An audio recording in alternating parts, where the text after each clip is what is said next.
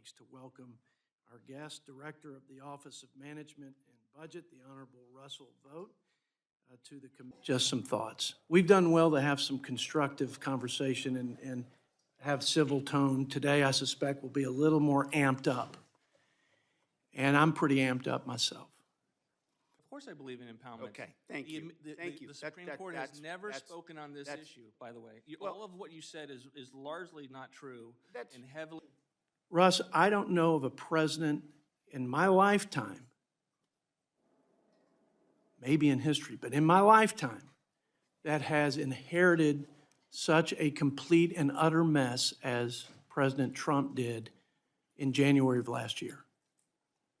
And finally, as you've ignored all of our previous requests, it's a matter of basic respect for the Congress of the United States and for this committee and with time today.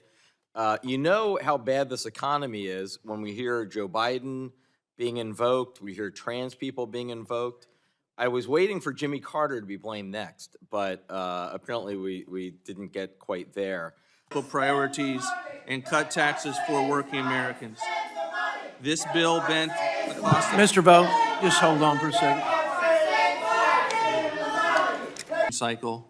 This budget builds on the president's vision by continuing to constrain non-defense spending and reform the federal government. The budget proposes a 10% cut to non-defense compared to 2026 levels. Within this, there's nothing in the area of fiscal restraint.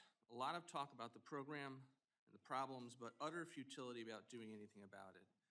That fiscal futility has ended. For instance, the President and his Department of War are exhibiting tremendous leadership to build ships, planes, drones, munitions, and satellites faster without the backlog of status quo.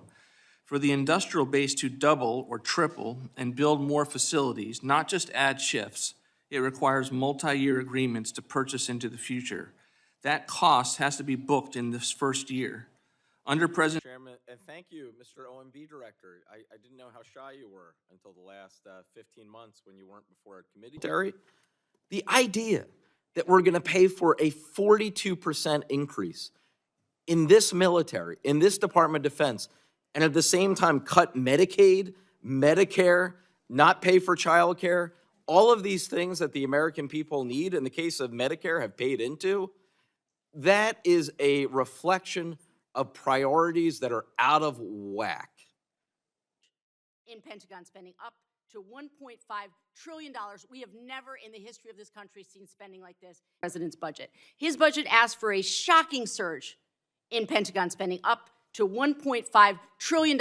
We have never in the history of this country seen spending like this, paid for by slashing healthcare, education, and housing. Particularly the $350 billion set aside for this, yes, war of choice against Iran of daycare. Mr. Vogt, yes or no, is $350 billion for the war in Iran lowering costs for Americans? Those Americans who ask us in every single town hall why they can't afford to live in this country. Is the war lowering costs for Americans? it is certainly not defunding childcare. We fully fund childcare in this budget. Is it lowering costs for the American people? But doesn't that get at the premise of your question?